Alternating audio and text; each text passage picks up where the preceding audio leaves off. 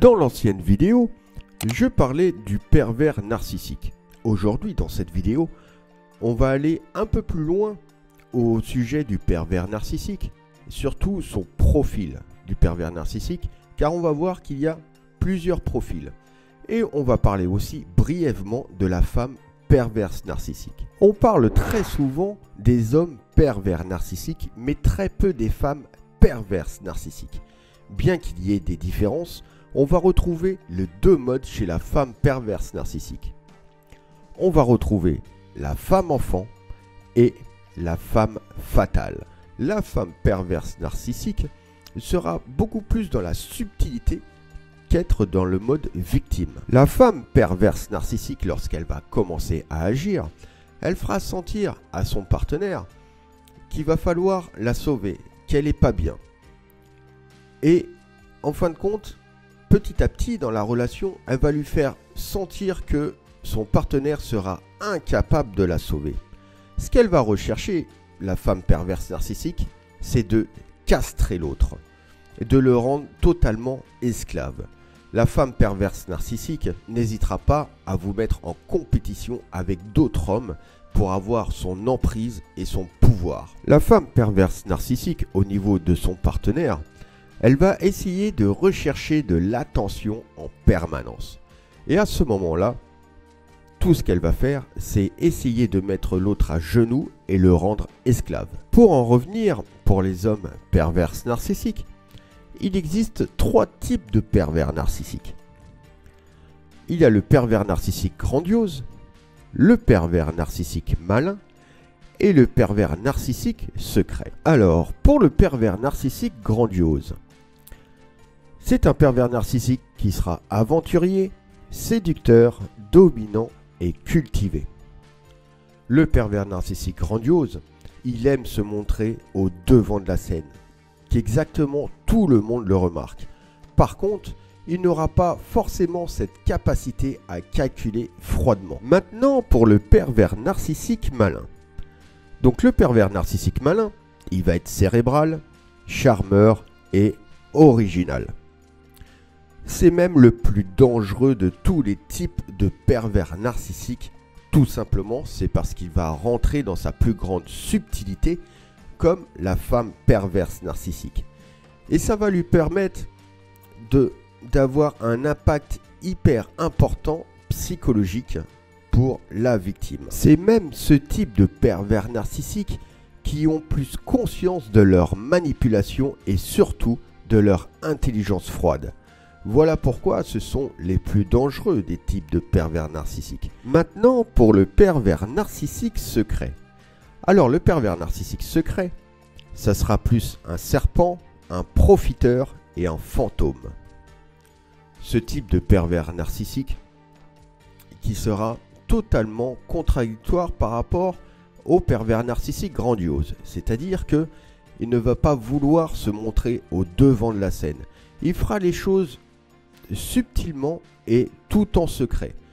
Tout ça pour éviter d'être démasqué au grand jour et ça devant tout le monde. Comme le pervers narcissique au niveau de sa victime, il se montre comme quelqu'un de très confiant, voire même de trop confiant. Mais sachant que le pervers narcissique, on pense que voilà, au niveau de sa confiance, il peut être au-dessus des autres. On va voir ensemble qu'il a énormément de faiblesses. Et j'en ai répertorié au moins 11. Et on va voir ça ensemble. Déjà, en premier lieu, il a un fonctionnement animal. Il est bloqué dans son mode bêta, dominant-dominé. En deux, il est complètement prévisible. Et oui, le pervers narcissique est complètement prévisible au niveau de ce qu'il peut vous dire, mais au niveau aussi de sa manipulation. Il aura besoin tout le temps de répéter exactement le même schéma pour éviter de se faire démasquer. En 3, il a peur des autres, de se faire manipuler à son tour. Il a peur des autres, ce qui va engendrer une certaine paranoïa de sa part. En 4, il est piégé par son ego démesuré. Et oui, lorsqu'on est piégé dans son ego démesuré, on va dire des choses, mais le comportement ne va pas suivre. C'est-à-dire qu'il n'y aura aucune cohérence entre ses dires et ses actions. En 5, il a une peur folle de se faire démasquer. Si jamais il se fait démasquer auprès des autres, ça veut dire tout simplement que sa manipulation n'est pas bonne, que sa stratégie n'est pas bonne, alors qu'il se montre comme quelqu'un de parfait. En 6, il sera en échec si il n'a aucune emprise sur vous.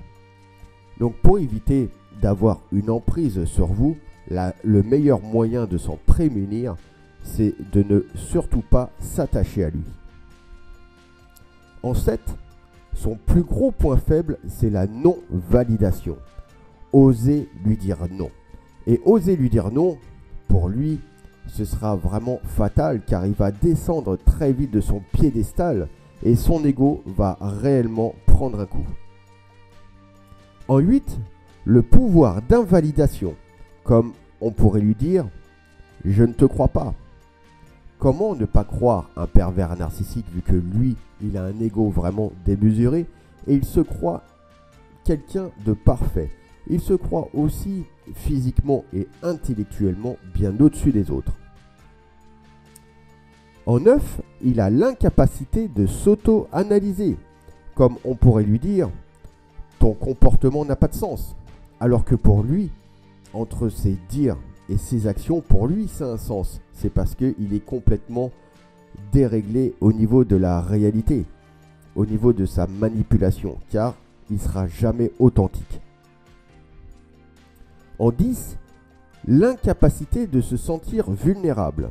Comme on pourrait lui dire, au fond de toi, tu dois te sentir très seul.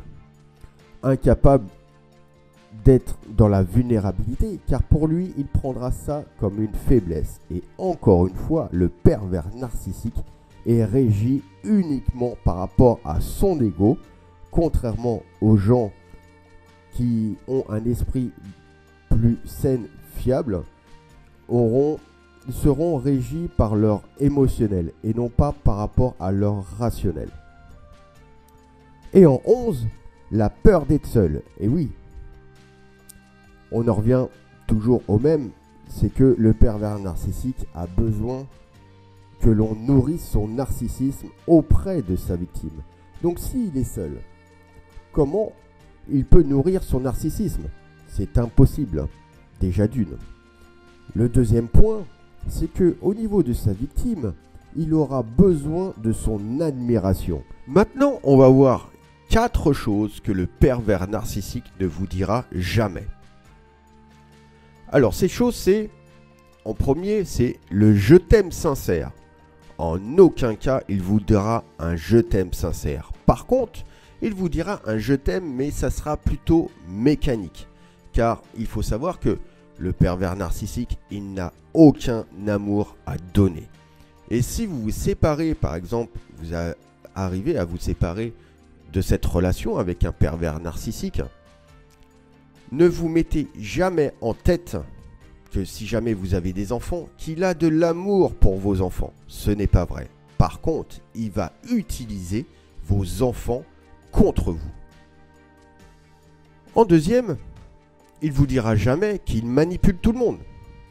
Et non, c'est encore une fois une technique de manipulation en se faisant passer pour une victime, en vous disant que ce sont les autres qu'il manipule. En troisième, qu'il a beaucoup de victimes dans son entourage. Bien sûr, il ne va jamais vous le dire. Parce qu'il va se faire passer pour un être parfait, pour un être loyal et fidèle. Chose qu'il n'est pas du tout. C'est totalement une illusion. Et il ne vous dira jamais que c'est un pervers narcissique. Encore une fois, une manipulation. Car il veut votre admiration. Le pervers narcissique va se sentir en toute puissance, déjà d'une par rapport à sa manipulation, et aussi que vous serez sa femme. Car pour lui, une femme, c'est déjà une victime, mais une victime faible. Par contre, même si vous êtes une femme, on peut très bien se défendre contre un pervers narcissique. Donc on va voir ça ensemble. Comment utiliser la psychologie contre le pervers narcissique? Alors déjà d'une, faire la contre-manipulation. Vous pouvez lui dire tout simplement « Oui, c'est ton avis, mais ce n'est pas le mien. » Ou « On n'est pas du tout dans le même monde. » Pour lui, vous utilisez la non-validation. La non-validation par rapport à sa vision des choses, à sa vision de la vie et vision du couple. Et vous lui démontrez bien que c'est peut-être son avis, mais c'est surtout pas le vôtre. Et donc, il y a une non-validation. Et ça, pour le pervers narcissique, ça va l'atteindre. Car encore une fois, il est régi par son ego. Et si ça va l'atteindre, ça va atteindre forcément son ego. En 2, restez calme et très stoïque. Alors, il faut connaître déjà pas mal de choses sur la psychologie, mais connaître aussi beaucoup de choses sur sa propre personnalité et surtout ses capacités.